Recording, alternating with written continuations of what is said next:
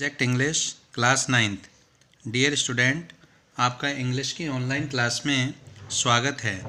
आज हम chapter number 4 the tale of the Bishnois, विश्नोइयों की कहानी के बारे में पढ़ेंगे। Today Marwar is a treeless vast of sand and rocks. आज मारवाड़ रेत और चट्टानों की वृक्षहीन बंजर भूमि है। The only growing things are thorny shrubs, a few tufts of short rough grass and an occasional stunted ber और बबूल ट्रीज। यहाँ उगने वाली चीज़ों में केवल कांटेदार झाड़ियाँ, छोटी मोटी घास के गुच्छे और संयोगवश अर्धविकसित बेर तथा बबूल के वृक्ष हैं। But incredibly, you can even in this desert come across the old village with groves of well-grown Khejri trees।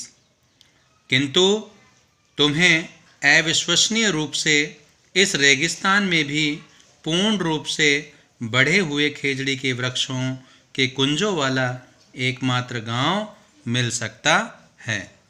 This cousin of the babul is the kalpa vriksha, the tree that fulfil all wishes.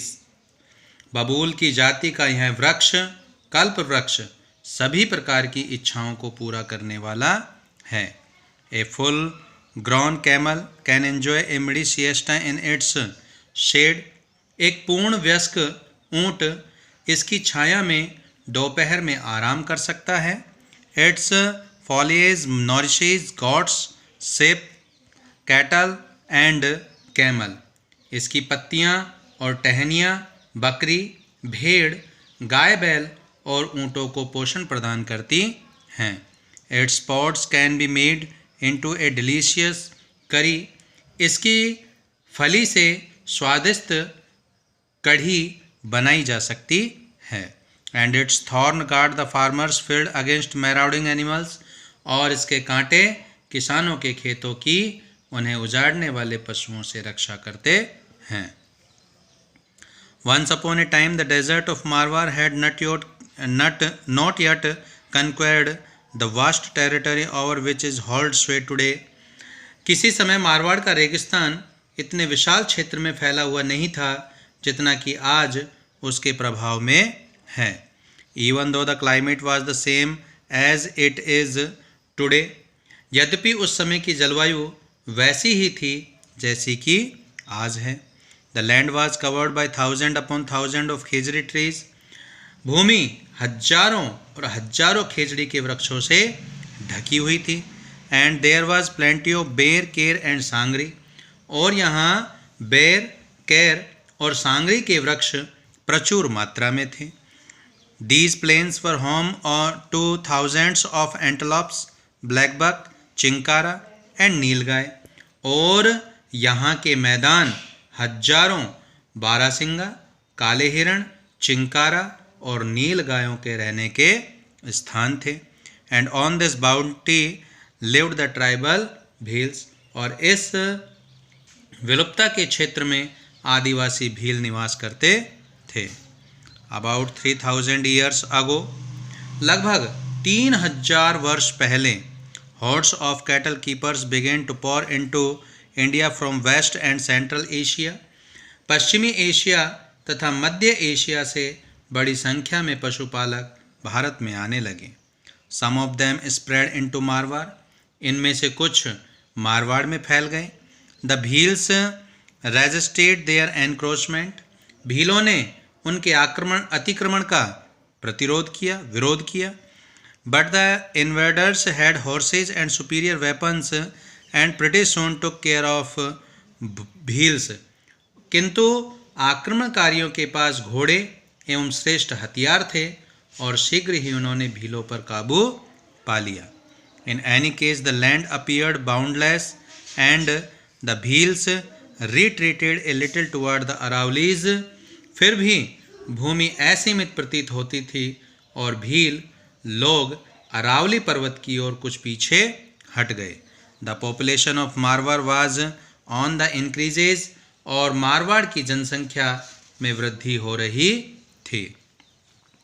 But as centuries passed, किंतु ज्यों ज्यों शताब्दियाँ व्यतीत होती गई, the large herds of cattle began to affect the vegetation, पशुओं के बड़े समूह वनस्पति को प्रभावित करने लगे।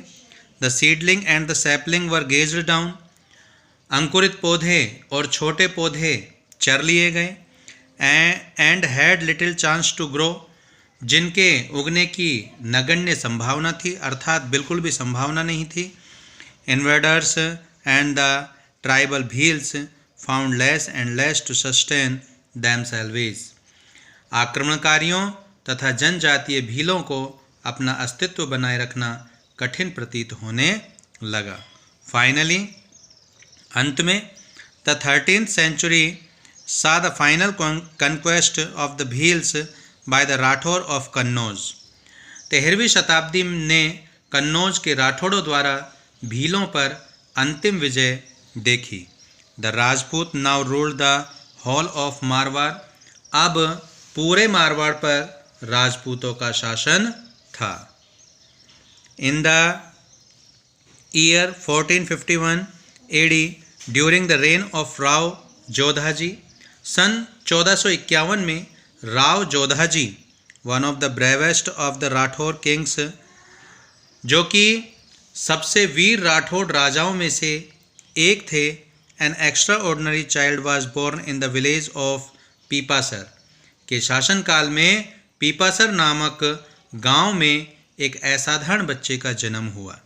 His father was the headman Thakur Lohat and his mother was Hansa Devi, उनके पिता सरदार ठाकुर लोहट और उनकी माता हंसा देवी थी। The boy was called Jambaji, लड़के को जम्बाजी पुकारा जाता था। As a little boy he was given the task of looking after his father's large herd of cattle and sheep, जब वह छोटा था तो उसे अपने पिता के मवेशी तथा भेड़ों के बड़े झुंड को चराने का काम दिया गया। It was great fun to take the animals out grazing, पशुओं को चराने के लिए ले जाना। Lie in the shade of a khejri tree, और खेजड़ी के वृक्ष की छाया में लेटे रहना। And the watch the herds of black bucks, और काले हिरणों के झुंडों को देखना बहुत आनंददायक था। Jambhoji was fascinated by the lithe grace of this handsome antelope, इस तेज चलने वाले पशु की शानदार चाल जम्बाजी को अत्यधिक रुचिकर लगती थी। And thought that there was no sight more enthralling than a fight between two well grown stags, और सोचता था कि दो वयस्क बारहसिंगा की लड़ाई के दृश्य से अधिक सुंदर और कोई दूसरा दृश्य नहीं था। Thank you very much.